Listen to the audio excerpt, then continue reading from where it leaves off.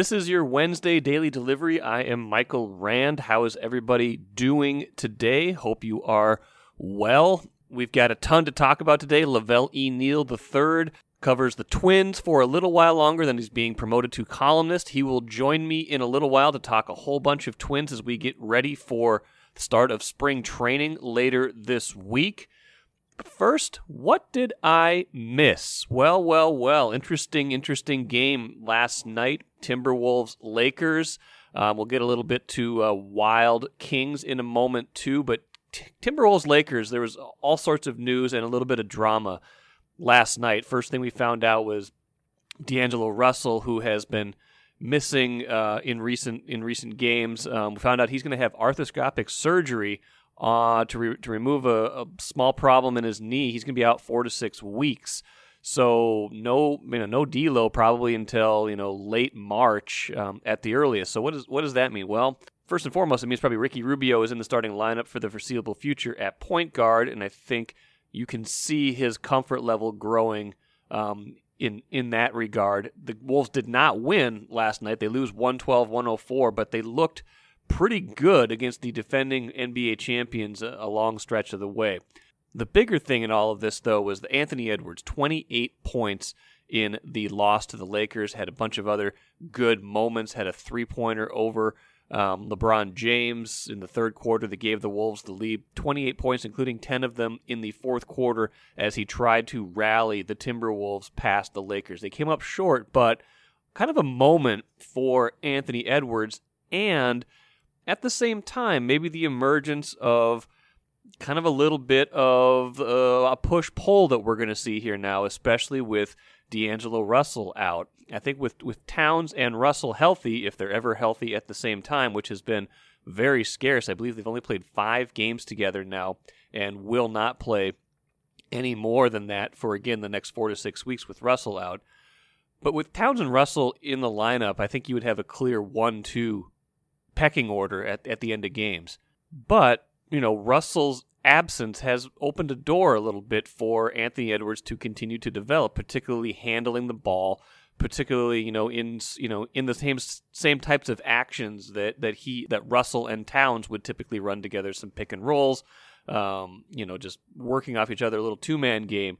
Anthony Edwards took a lot of shots, was very efficient in Tuesday's game, finished 10 of 20 for his 28 points. That's a good game. He's 5 of 10 from three-point range.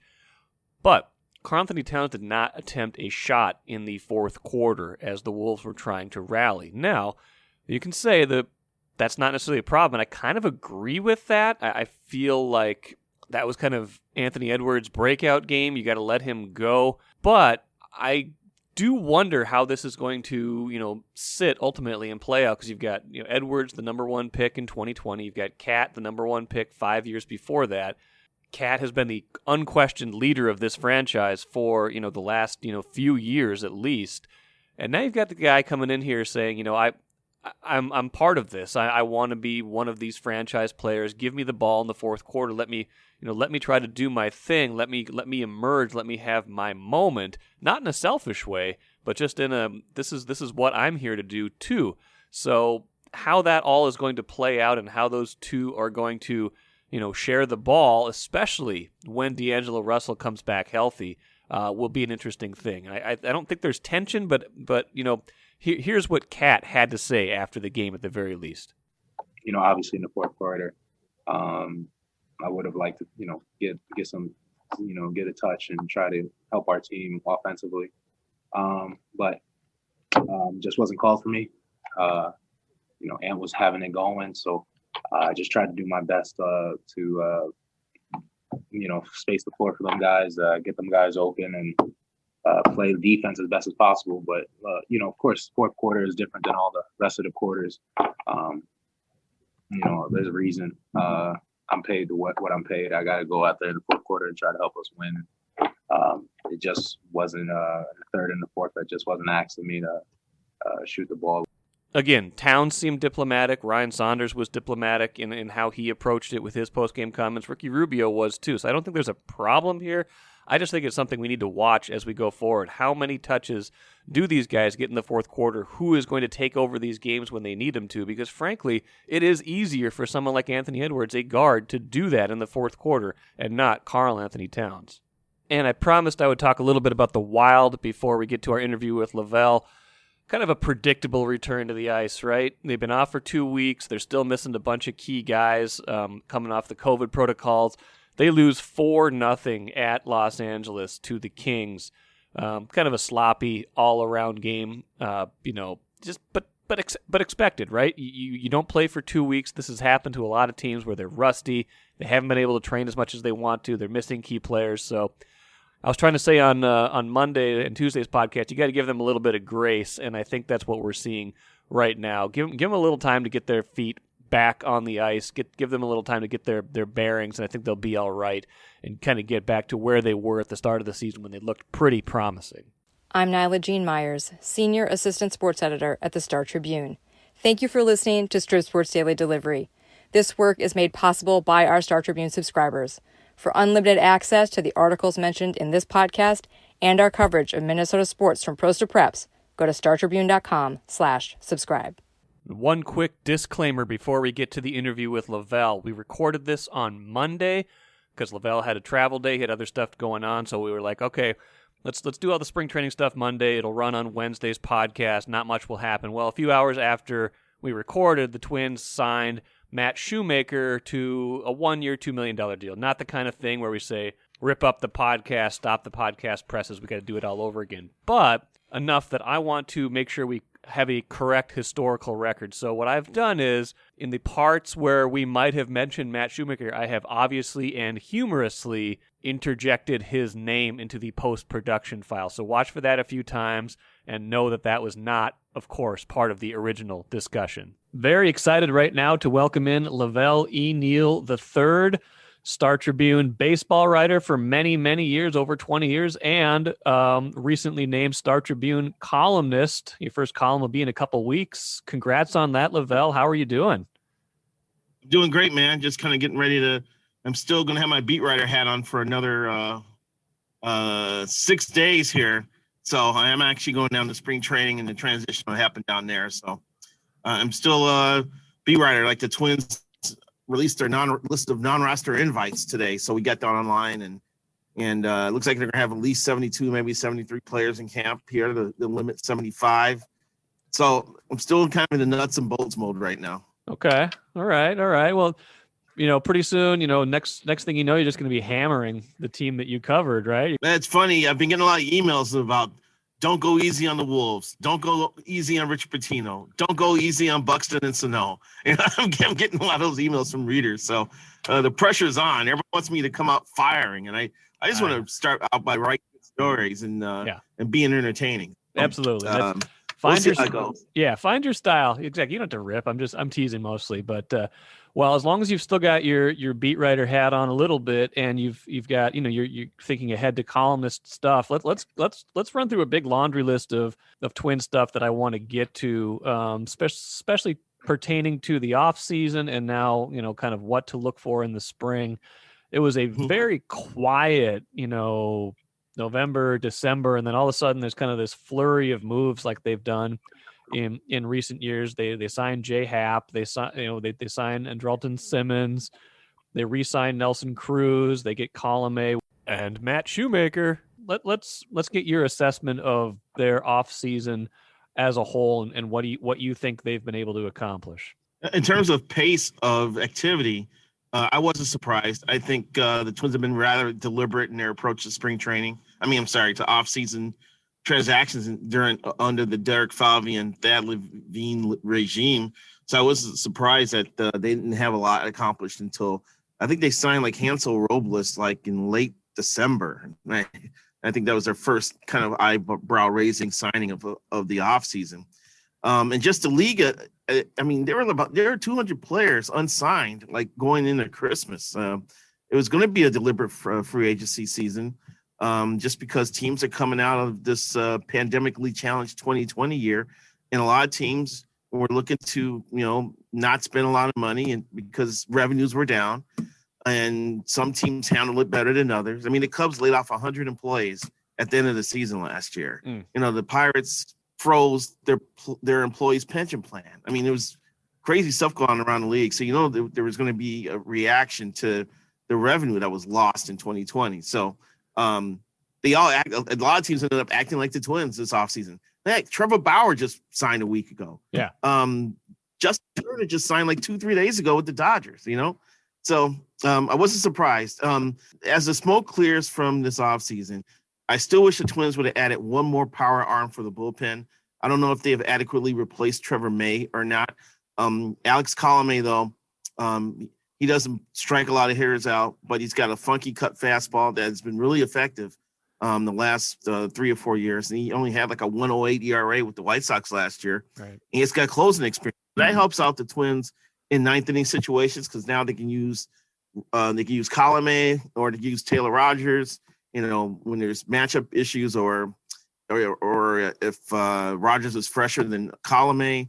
So that kind of helps them in the back end. I still wish they'd have another matchup power guy for like the 7th and 8th innings. We had to pull out the fire. And maybe if they get Hansel Robles figured out, Wes Johnson's going to be a key figure this spring training as he's going to work with Robles and hopefully get him turned around and a couple other pitchers as well. Then the bullpen can be functional. But I will say this, they got some decent pieces in play.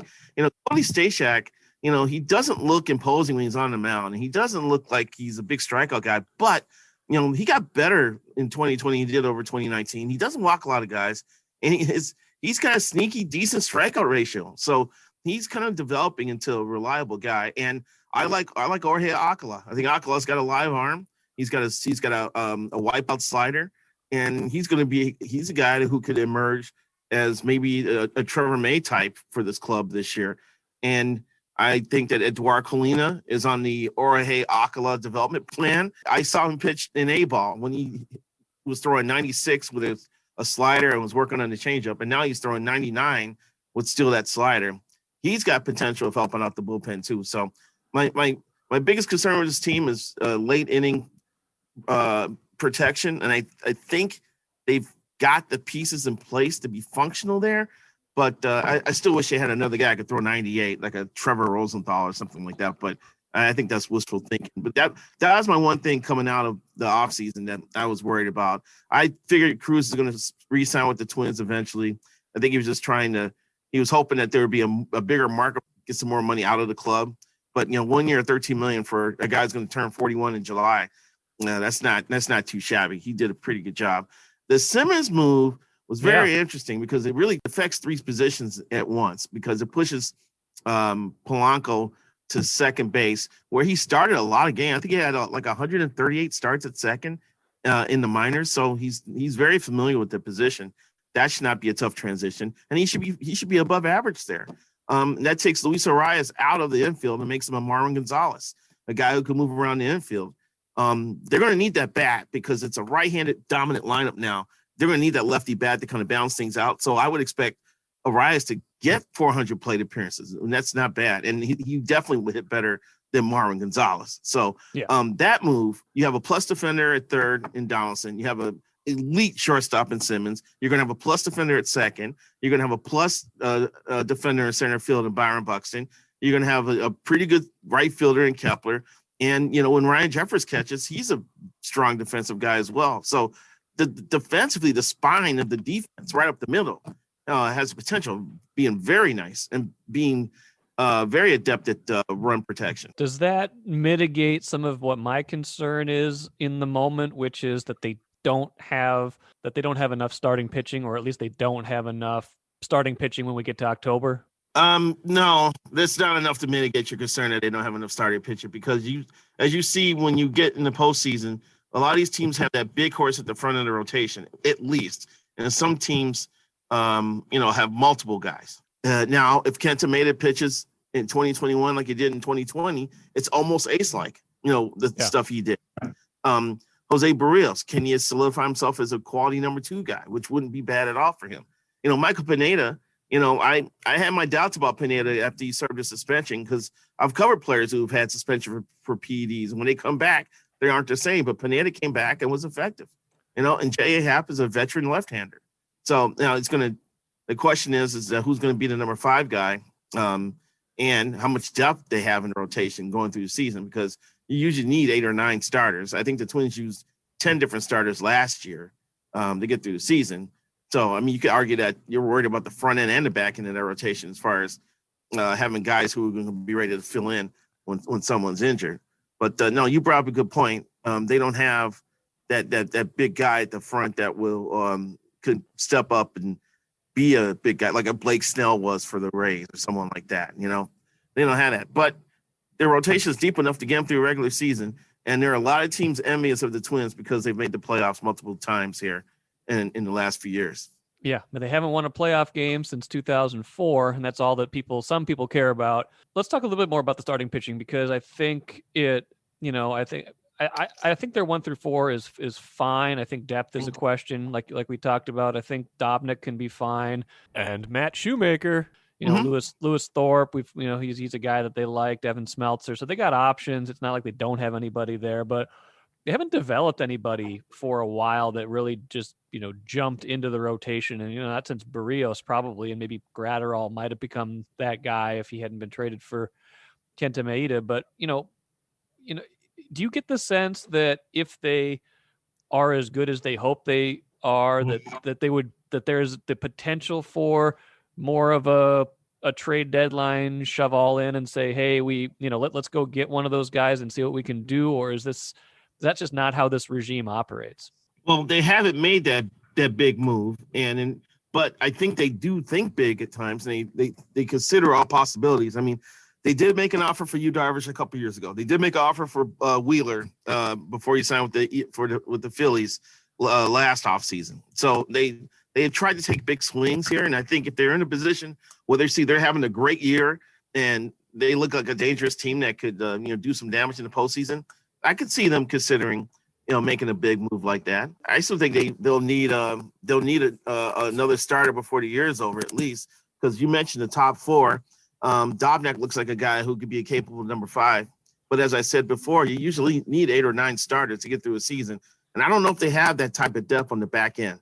Because you got the Devin Smeltzers of the world. And Matt Shoemaker. Lewis Thorpe had a terrible season last year. He's got to forget and try to bounce back from. And then after that, you got you mentioned not developing a starter. I think there has been a gap in development in terms of starting pitching. But you got a couple of kids who, by the end of the year, could be in target field. And Jordan Balazovic, one of their higher draft picks out of Canada a few years ago, and Yoan Duran, who came over in the trade. And Duran throws that split-fingered sinker that they call a splinker, which I saw last year in that summer camp. And I was like, wow, I've never seen a pitch move like that before.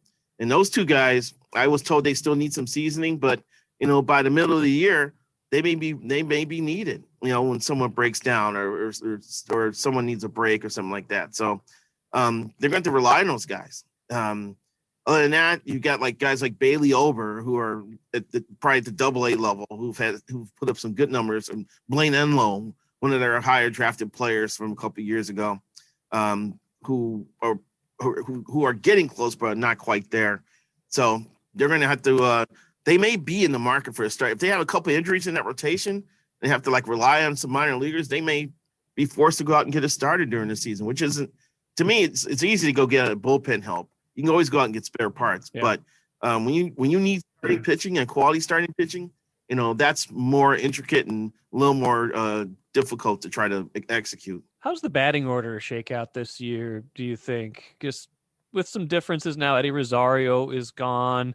You kind of, Arias has the Gonzalez role, but essentially it's Simmons in, batting, taking the place of Gonzalez as a hitter, at least. Jeffers and Garver probably share catching duties. Cruz back in the middle.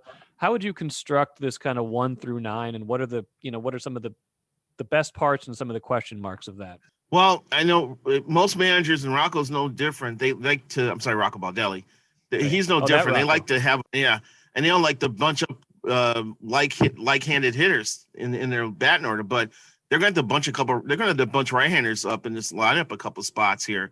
because you got Buxton, who's right-handed, and Simmons is right-handed, Donaldson's right-handed. Both of their catchers are right-handed. Cruz is right-handed, and Sano's right-handed. That's going to challenge Rocco to be creative with that batting order. I do see a path where Buxton may lead off in 2021 because I don't know if they're going to want Simmons paired up at the bottom of the batting order. So I think it's going to be rather fascinating to see how Rocco Baldelli is going to, and all his brain wizards and research and development are going to craft this batting order together. Because I don't think it's going to be easy now with all the right-handedness. I was going to say that's another reason why Rise is going to get a lot of at-bats, because he can help balance out that lineup. Well, and he's a good hitter too. But and that brings me to another question. We've all read now, and the teams have been circulated the memo about the balls being deadened a little bit. I don't know if that's a direct response to the 2019 Bomba squad. Probably not, but I still maintain, Michael, that if the Yankees hit 307 home runs in 2019, no one complains. But when the Twins hit 307, oh my God, the Twins are hitting 300 home runs. Change the ball. The Yankees hit 306 that year. But yeah, you're right. It's right. It's true. But how does that, you can't just go, you can't change your approach because the ball's going to travel a few feet less. But how do you think it impacts a lineup that has been built a lot on power the last couple of years? Yeah, it can impact it, but maybe those drives that are borderline home runs end up hitting off the wall for doubles now, and that's not a terrible thing either. And hitters aren't going to change their style. If they get a pitch they like, they're going to turn on the fan and try to hit it as far as they can. And how many balls are going to be affected by that? It may end up being a negligible difference. And I also have problems when the league is still trying to react to something that happened 2 years ago. They can't get 2019 out of their minds. They just went through 2020, in which the home run rate was lower than it was in 2019. But we're still hung up over 2019 because the ball went over the fence 307 times off the Twins' bats. So I don't get the fixation on the baseball 2 years after the fact. And hopefully it doesn't become an issue during the year. But this is baseball. Any little change in baseball seems to lead to a lot of discussion, a lot of consternation, and a lot of arguments. That's why I think it's such a great sport, because people are passionate about the sport. And when you start talking about changing the baseball or the bat or messing with the mound or instituting a pitch clock, it gets people wound up. I think that's great. What do you know at this point about fans in the stands, about the fan experience down in Florida, and what we might expect from that? Yeah, I'm interested to see how the players handle this. I know they're all patting themselves on the back because they got through 2020 relatively unscathed, except for the Marlins and Cardinals. There weren't really a lot of outbreaks across the league. But that was over a 60-game schedule. Well, that was preceded by about a month of workouts. Okay, so they went June, July, August, 4 or 5 months. Now you're going to start in February and have to maintain this throughout a 162-game schedule. That's going to be a bigger challenge than they think, and I hope they understand that. And changing their habits in spring training. I mean, spring training is all about showing up at the ballpark at 8 or 9 o'clock in the morning, getting your workout in, and then going fishing or going to play golf, or just going out to enjoy the sunshine in Florida. And some of that may be altered. They're going to be forced to do things they're not used to doing in spring training. It's going to make it a little tougher. And for the fan experience, it's going to be different. The Twins have approval to have about 2,400 fans in the stands for spring training games, which is about a third of the capacity at Hammond Stadium. And that's a wonderful thing. And I've got a lot of messages from people, and I was out shopping yesterday and people were approaching me about spring training tickets, and we're going down on March 12th. Hopefully we can get tickets to go to a game. So people are wound up about doing this, So I don't think they'll have a problem getting 2,400 people to show up at a Twin spring training game. And I think fans want to be outside. They want to see a sporting event, because I think that'll be the greatest signal that we're getting back to at least some sort of normalcy in the face of this pandemic. And, our governor, in his speech when he decided to close down bars and restaurants in November, he said, and he hoped fans could be sitting next to each other on opening day at Target Field. And I hope that happens.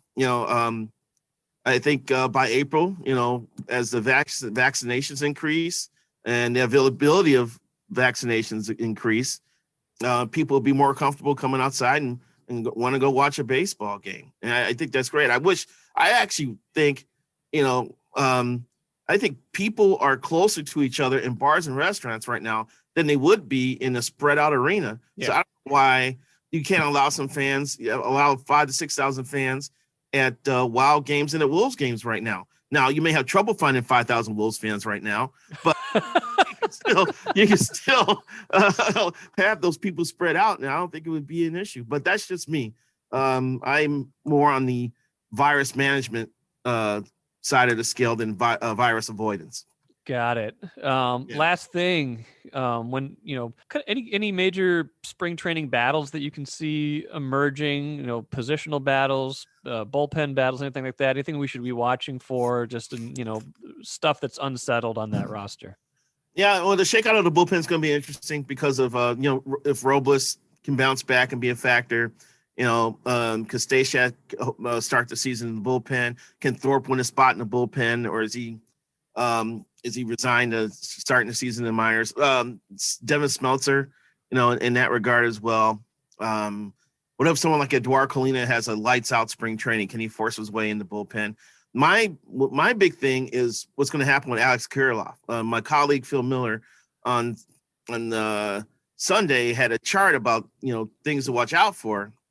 And it was in his mailbag on over the weekend, and someone brought up service time with Kirilloff, and I would not rule out the possibility of the Twins leaving Kirilloff minors at the beginning. Shenanigans? Are they going to do the shenanigans to preserve that extra year of eligibility?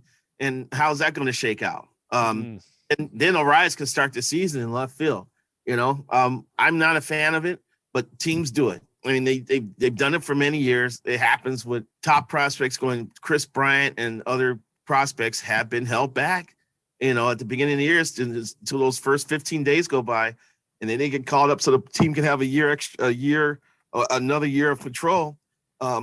It's not a popular move with fans, and I think a lot of fans want to see Kirilloff because he's been rather hyped here the last few years for his hitting prowess, and people want to see that in action. But I'm curious to see if strong spring training and all of a sudden, well, we're not quite sure if his swing's where it needs to be. A little more seasoning. That's what Give him a couple weeks of seasoning. Oh, man, if they do that, by then you will have the license to rip them if they do that, which would be fun. Fun. I don't know if you would. You probably would, because that would be the cheap poll ad crowd would just be out in full force at that point. So we'd have no choice. Something to watch for sure. Lavelle, I'm sure we'll do this many times. Probably a couple of weeks from now, we'll check back in as we start to, see them play games in a couple of weeks, right? And start to see some of these battles shake out. Absolutely. All right, Lavelle, great stuff. Congrats again on the promotion to columnist, and we'll look forward to seeing your work as a beat writer for a little bit longer, but then as a columnist as well. Thanks a lot, Mike. Appreciate it. All right, take care. Thanks, Lavelle. Great chatting with Lavelle as usual. I hope he gets a chance to talk to Matt Shoemaker down in Florida, and I'm certainly glad we had a chance to correct the historical record and make sure that was accurate. I want to leave you with the cooler, as I always do. Gophers men's basketball team plays Wednesday night at Indiana. Another chance for their first road victory, 0-7 so far this season. Indiana is not a great team by any stretch, but they're kind of in the same category as the Gophers, so a very important game. Bigger than that, though, I want to leave you feeling very smart, as I try to do. So, you might be wondering, and I've been wondering, what is the likelihood of making the NCAA tournament without a road victory? So I found this story, CBSSports.com, last year, heading into what was supposed to be the tournament, which wasn't the tournament, so this still stands. Quoting verbatim from CBSSports.com, no team since 1994 has made it into the field with fewer than 3 wins away from home. So there's your standard right there. No fewer than 3 wins since 1994 away from home. Now, of course, that includes neutral site games. That includes, away games, things like that, true road games. But if you're looking for what's the history here, well, the history is that you need to win at least 3 times away from home. Last year's Gophers, they won 4 away from home, neutral site included. Now, this year obviously is a lot different. They have fewer opportunities, right? They didn't really play a real or a robust non-conference schedule. You're going to have fewer opportunities to have those road wins. But still, 0-7 so far on the road with a lot of lopsided losses does give you pause and make you wonder, can they expect to stay on this NCAA tournament path if they don't manage to at least win a couple of these road games down the stretch? That will do it for today. Thank you so much for listening to the Daily Delivery Podcast. Download this, write a review, subscribe. Would love to have you on as a regular listener. And always read Star Tribune, StarTribune.com, all the great stories and work that appears there. Sarah McClellan will be with me on Thursday's show to talk more Wild hockey. Until then, have a great day, and thanks for listening to Daily Delivery.